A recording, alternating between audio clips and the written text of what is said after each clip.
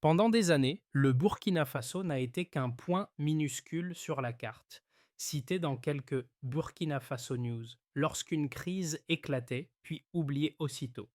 Puis un visage est apparu en une des journaux. Ibrahim Traoré, jeune officier arrivé au pouvoir dans la tourmente, affirmant que la souveraineté ne se quémande pas, elle se construit, tandis que d'autres réclamaient encore des miracles extérieurs, lui répétaient que le pays deviendrait son propre miracle. Mais jusqu'où peut aller un État enclavé qui refuse l'assistance classique et mise tout sur ses propres forces? Si l'histoire d'Ibrahim Traoré fascine autant, c'est parce qu'elle mêle promesses de dignité retrouvée et paris risqués sur l'autosuffisance. Pour les citoyens, l'enjeu est concret. Sortir de la pauvreté chronique, assurer l'électricité, les routes, les hôpitaux, sans dépendre de bailleurs qui imposent leurs priorités. Pour la région du Sahel, le test est tout aussi crucial. Démontrer qu'un modèle de développement fondé sur les ressources locales peut rivaliser avec les schémas d'aide classiques souvent critiqués. Et, à l'arrière-plan, se dessine une question qui alimente désormais chaque Ibrahim Traoré interview.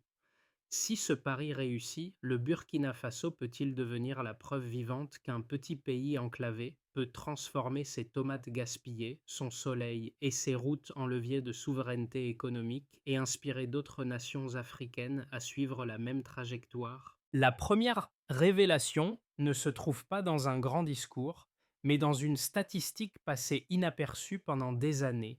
Avant la construction de l'usine de transformation de tomates, des milliers de tonnes finissaient pourries au bord des routes, tandis que des produits importés revenaient 3 fois plus chers dans les marchés locaux. En quelques années, cette donnée a basculé. La production de tomates aurait augmenté d'environ 40% et les ventes de produits transformés ont rapporté près de 15 millions de dollars au pays. Ce basculement illustre le cœur de la stratégie portée par Ibrahim Traoré. Pour comprendre cette transformation, il faut revenir au contexte. Le Burkina Faso, enclave au cœur de l'Afrique de l'Ouest, a longtemps dépendu de corridors commerciaux contrôlés par ses voisins et d'importations énergétiques coûteuses. Les infrastructures manquaient, les hôpitaux fonctionnaient au ralenti, les villages restaient dans l'obscurité la majeure partie de l'année. Le pays apparaissait rarement dans les grands titres, si ce n'est lors de crises politiques, de coups d'État ou de rapports alarmistes sur l'insécurité. C'est dans ce paysage de dépendance économique, d'aide fluctuante et de frustration sociale qu'est née l'idée d'autosuffisance. Transformer les récoltes, mais sur place, capter l'énergie du soleil, construire des routes reliant les producteurs au marché, financer les projets par des fonds locaux plutôt que par des crédits extérieurs.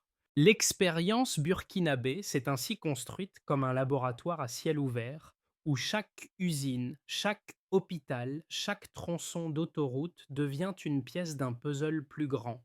Reprendre le contrôle des ressources pour redéfinir ce que signifie indépendance au XXIe siècle. La première révélation ne se trouve pas dans un grand discours, mais dans une statistique passée inaperçue pendant des années. Avant la construction de l'usine de transformation de tomates, des milliers de tonnes finissaient pourries au bord des routes, tandis que des produits importés revenaient 3 fois plus chers dans les marchés locaux.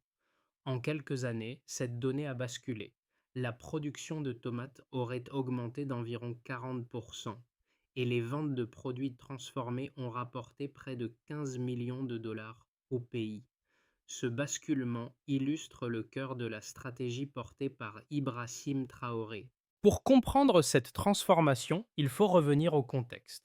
Le Burkina Faso, enclave au cœur de l'Afrique de l'Ouest, a longtemps dépendu de corridors commerciaux contrôlés par ses voisins et d'importations énergétiques coûteuses. Les infrastructures manquaient, les hôpitaux fonctionnaient au ralenti, les villages restaient dans l'obscurité la majeure partie de l'année. Le pays y apparaissait rarement dans les grands titre, si ce n'est lors de crises politiques, de coups d'État ou de rapports alarmistes sur l'insécurité.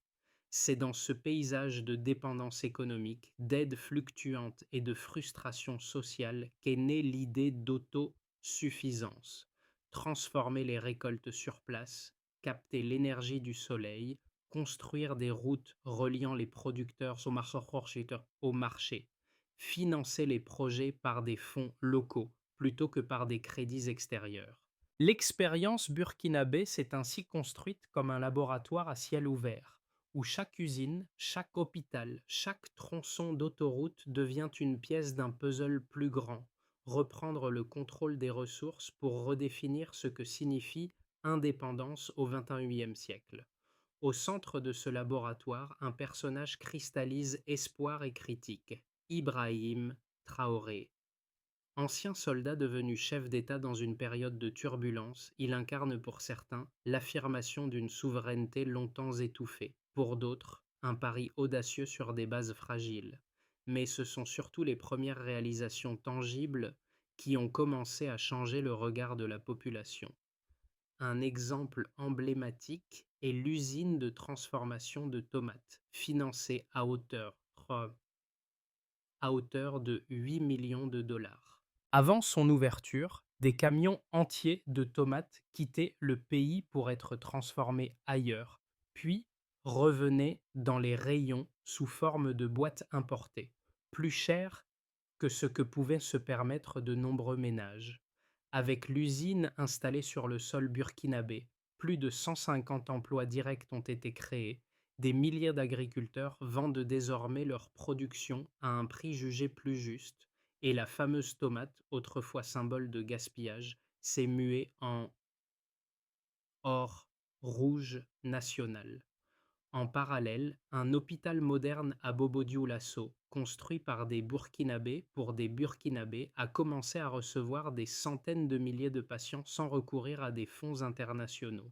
Pour beaucoup de citoyens, ces chantiers concrétisent enfin une promesse longtemps abstraite, voir l'argent produit localement être réinvesti dans des solutions visibles, de la santé à l'énergie, plutôt que dans des programmes lointains dont les effets étaient difficiles à percevoir dans la vie quotidienne. La chronologie de la transformation suit une trajectoire claire. Rupture avec les schémas anciens, montée en puissance des projets locaux, puis diffusion de leurs effets dans l'économie et la société. Au départ, la situation agricole illustre le problème central. Des récoltes abondantes, mais des infrastructures de stockage et de transformation quasi inexistantes.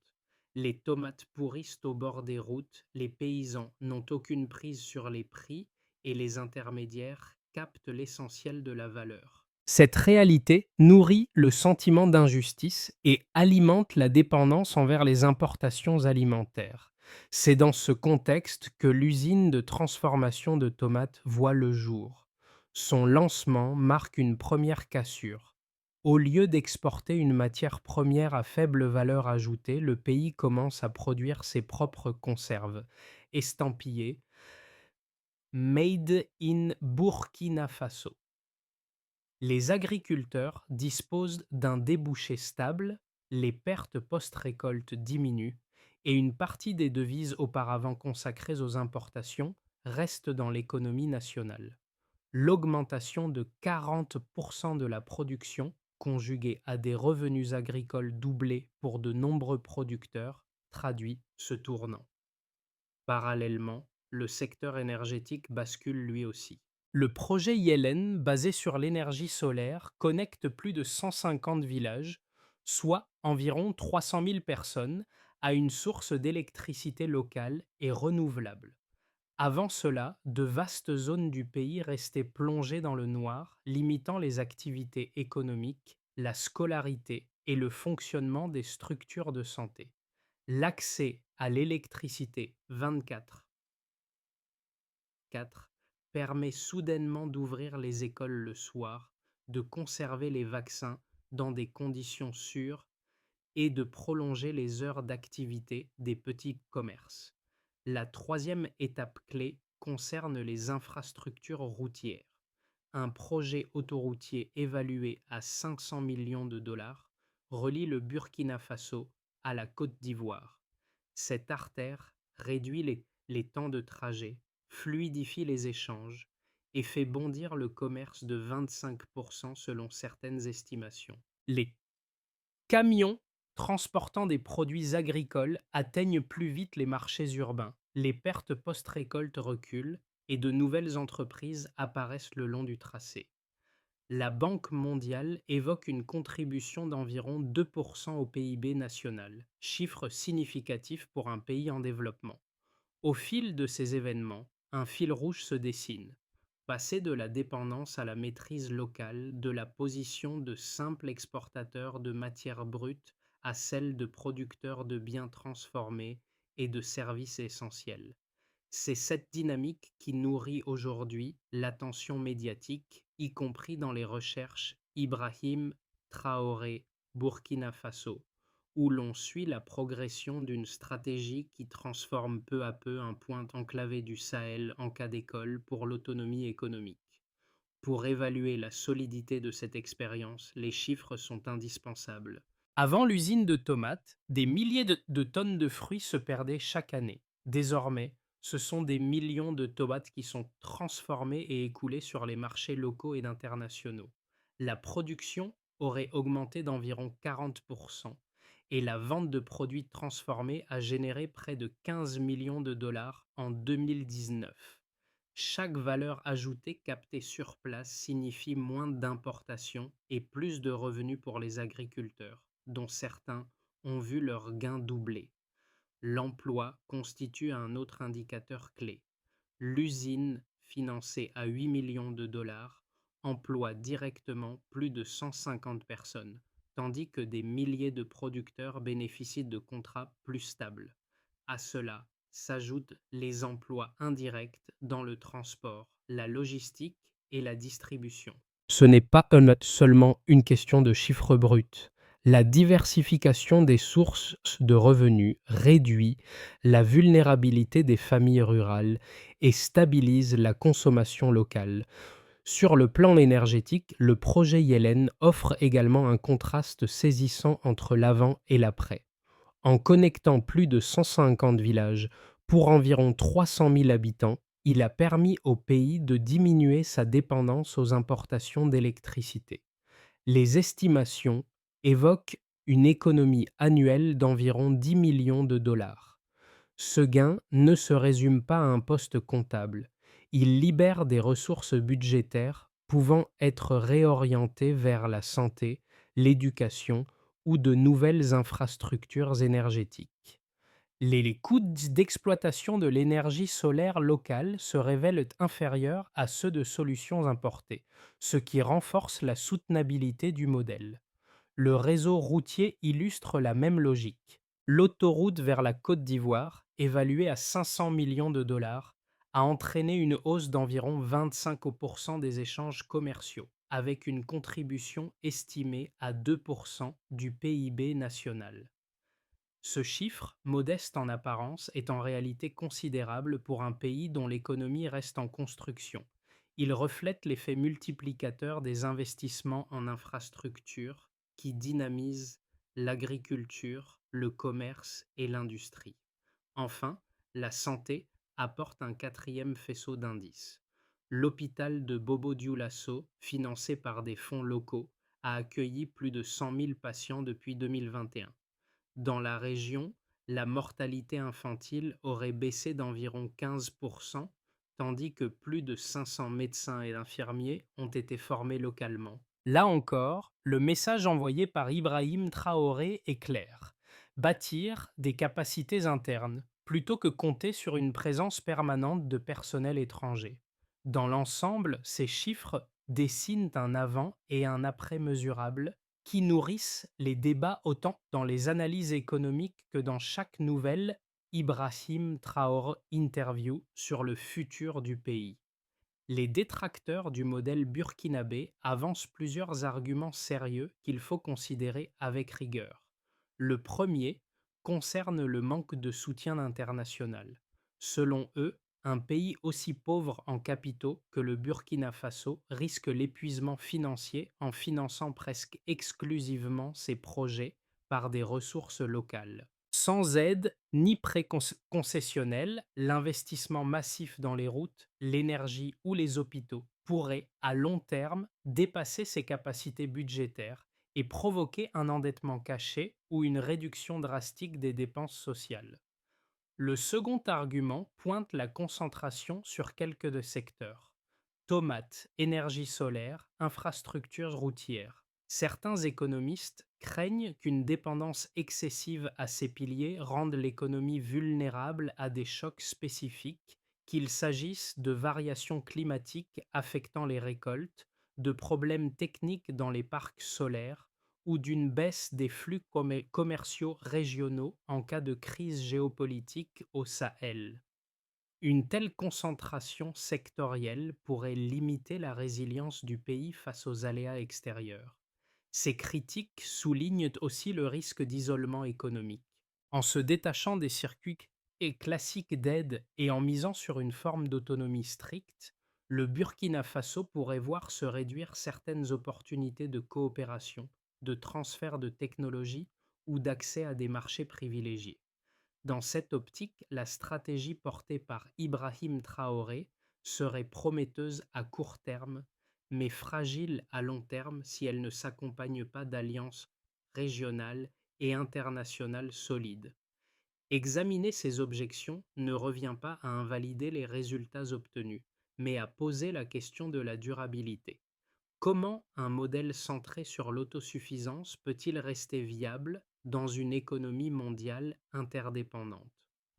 Au milieu de ce débat, un élément souvent sous-estimé change la donne: l'effet de levier des infrastructures locales. L'autoroute vers la Côte d'Ivoire ne ferme pas le pays, elle l'ouvre. En reliant un État enclavé à un port majeur de la région, elle offre au Burkina Faso un accès plus direct aux marchés internationaux tout en conservant la maîtrise de son réseau interne. Les camions qui acheminent les produits agricoles transformés, les matériaux de construction ou les équipements médicaux circulent plus vite, avec moins de pertes et plus de marge pour les entreprises locales. De la même façon, le projet Yellen ne se réduit pas à une question d'ampoules allumées dans les villages. En installant une capacité énergétique basée sur une technologie maîtrisable sur place, le pays se donne une marge de manœuvre stratégique face à la volatilité des prix des combustibles fossiles. À ce stade, l'autosuffisance ne signifie pas isolation, mais capacité à négocier avec plus de poids. C'est cette articulation subtile entre indépendance énergétique, route régionale et transformation locale qui fait du Burkina Faso un cas singulier dans le paysage des Burkina Faso News analysés par les observateurs africains. Les conséquences concrètes de cette politique se lisent d'abord dans les campagnes. Pour les agriculteurs, l'usine de tomates marque la fin d'un cycle de frustration. Les récoltes ne sont plus condamnées à pourrir au bord des routes, faute d'acheteurs ou de moyens de transport adéquats. Grâce à un débouché industriel stable, les volumes produits ont augmenté, les revenus ont doublé pour de nombreux exploitants, et la variabilité des prix a été partiellement réduite. Des familles, des familles qui vivaient au jour le jour peuvent planifier des investissements, scolariser leurs enfants plus longtemps ou se doter d'équipements de base. Pour les petites et moyennes entreprises, les routes et l'énergie solaire changent aussi la donne. Les commerçants qui dépendaient de générateurs coûteux peuvent désormais travailler avec une électricité locale moins chère, ouvrant leurs boutiques plus tard le soir, élargissant leur clientèle et modernisant leurs services. Les artisans, les ateliers de transformation, les dépôts de gros tirent profit de l'amélioration des temps de trajet et de la fiabilité énergétique pour optimiser leur stock et réduire les pertes. Ce tissu économique de proximité, souvent ignoré dans les grandes analyses macroéconomiques, est pourtant l'un des principaux bénéficiaires des projets lancé sous l'impulsion d'Ibrahim Traoré. Pour les ménages, l'accès à l'électricité dans plus de 150 villages transforme la vie quotidienne. Les enfants disposent de lumière pour étudier après le coucher du soleil, les familles peuvent conserver des aliments plus longtemps et les informations circulent plus facilement grâce aux radios, télévisions ou téléphones rechargés localement. Ce progrès ne se résume pas à un confort nouveau. Il renforce la participation citoyenne, la sécurité et la capacité des communautés à s'organiser. Enfin, dans le secteur de la santé, l'hôpital de Bobo Dioulasso incarne une avancée structurante. Plus de 100 000 patients y ont été soignés depuis 2021, avec une baisse de 15% de la mortalité infantile dans la région. La formation de plus de 500 professionnels de santé burkinabés réduit la dépendance vis-à-vis d'expatriés coûteux et parfois temporaires. Pour les familles, cela signifie des soins plus proches, plus abordables et mieux adaptés au contexte local. Ainsi, la stratégie recherchée dans les Ibrahim Traoré Burkina Faso n'apparaît plus seulement comme un discours sur la souveraineté, mais comme une accumulation de changements tangibles qui améliorent l'existence des citoyens sur plusieurs fronts à la fois. Sur les 6 à 12 prochains mois, 3 trajectoires plausibles se dessinent. Dans un scénario de base, les projets déjà engagés se poursuivent à un rythme modéré. L'extension du réseau solaire continue, de nouveaux villages sont raccordés et les infrastructures routières sont entretenues mais sans accélération spectaculaire. La croissance du PIB se maintient autour de 3 à 4 portée par l'agriculture transformée, le commerce régional et les services. Les conditions de vie progressent lentement mais sûrement, et le modèle reste sous le radar, observé avec curiosité par certains analystes africains. Dans une version optimiste, la dynamique s'amplifie. Les résultats positifs en matière de production agricole, d'économie d'énergie et de santé attirent des investissements ciblés, notamment dans l'industrie de transformation et les technologies solaires locales. De nouveaux partenariats régionaux se nouent, tirant parti de l'autoroute vers la Côte d'Ivoire pour diversifier les exportations. Le PIB pourrait alors croître à un rythme de 5 à 6 consolidant l'image d'un Burkina Faso pionnier d'une souveraineté économique assumée. Dans ce scénario, le pays devient un point de référence privilégié dès qu'un média évoque Burkina Faso News sous l'angle de l'innovation politique et sociale. Le troisième scénario est plus sombre. Les tensions géopolitiques au Sahel s'aggravent, perturbant le commerce et détournant des ressources vers la sécurité. Des retards techniques ou financiers affectent les projets solaires et routiers, et les bénéfices attendus tardent à se matérialiser pour une partie de la population. L'insatisfaction gagne du terrain, les critiques du modèle d'autosuffisance trouvent un écho plus large, et la croissance ralentit, voire stagne. Dans cette hypothèse, la direction prise par Ibrahim Traoré serait confrontée à une épreuve de résilience politique, maintenir le cap sans renoncer au principe de souveraineté, tout en adaptant la stratégie aux contraintes d'un environnement régional instable. Pour un agriculteur d'une région reculée, la transformation engagée au Burkina Faso n'est pas un concept technique, mais la différence entre une récolte perdue et une récolte vendue. Lorsque les tomates cessent de pourrir au bord des routes et trouvent enfin une place dans une usine locale, l'autosuffisance prend le visage d'un contrat, d'un reçu, d'un revenu stable.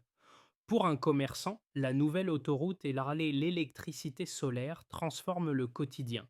Les marchandises arrivent plus vite, les pannes de courant ne paralysent plus les activités et la clientèle s'élargit au-delà du quartier.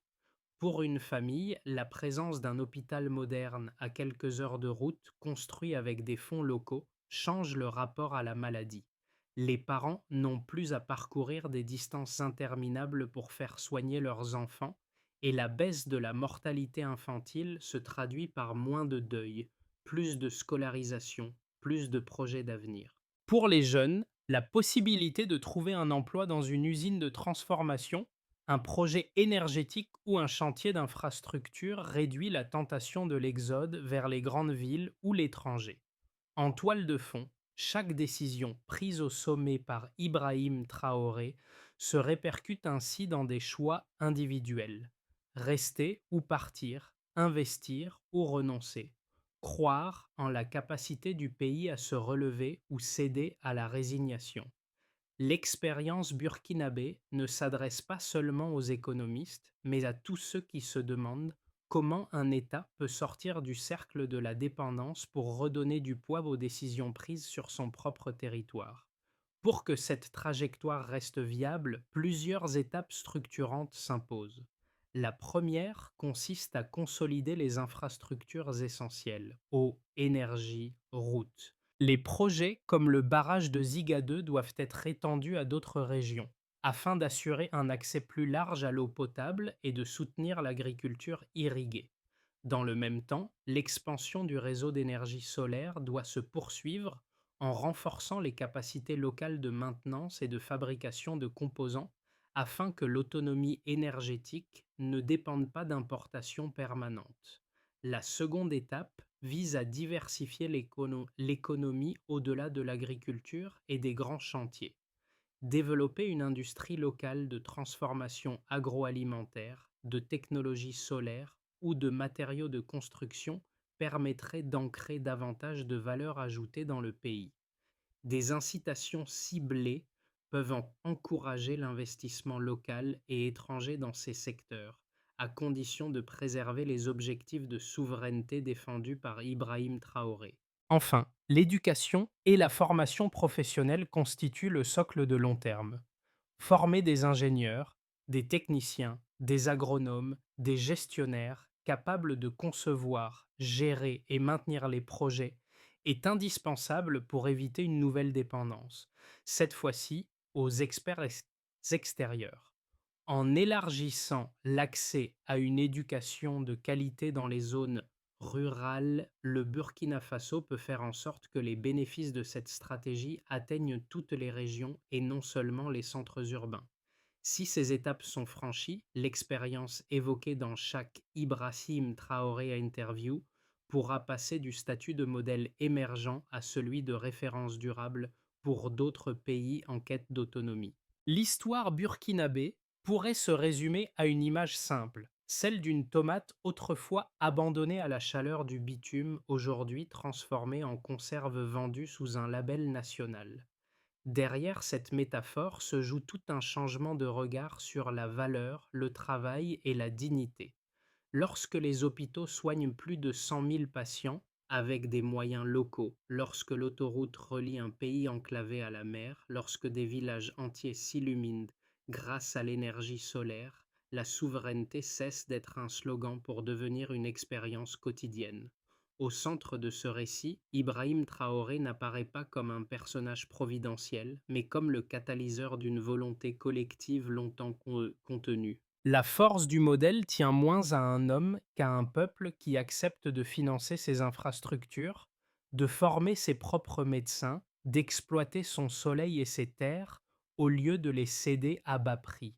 Si le Burkina Faso parvient à poursuivre cette trajectoire, il montrera qu'un pays peut se redéfinir par ses propres moyens, même lorsqu'il part de loin, même lorsqu'il reste sous-estimé. La véritable question devient alors: combien d'autres nations accepteront à leur tour de tenter le même pari sur elles-mêmes? Ce qui se joue aujourd'hui au Burkina Faso dépasse ses frontières. Pour toute personne qui suit l'actualité africaine, chaque nouvelle Burkina Faso News issue de ce pays interroge: et si la souveraineté économique, la gestion locale des ressources et l'indépendance énergétique n'étaient plus des ambitions lointaines, mais des objectifs atteignables? L'expérience burkinabé invite à regarder autrement les projets d'infrastructure, les politiques agricoles, les programmes d'électrification rurale. non plus comme des dossiers techniques, mais comme des choix de société. Observer ce qui se passe sous la direction d'Ibrahim Traoré, c'est accepter d'entrer dans un débat plus large sur la place de l'aide internationale, le rôle des États et la capacité des peuples à financer leur propre avenir. Chacun peut s'y intéresser. Citoyens africains, membres de la diaspora, chercheurs, étudiants, décideurs.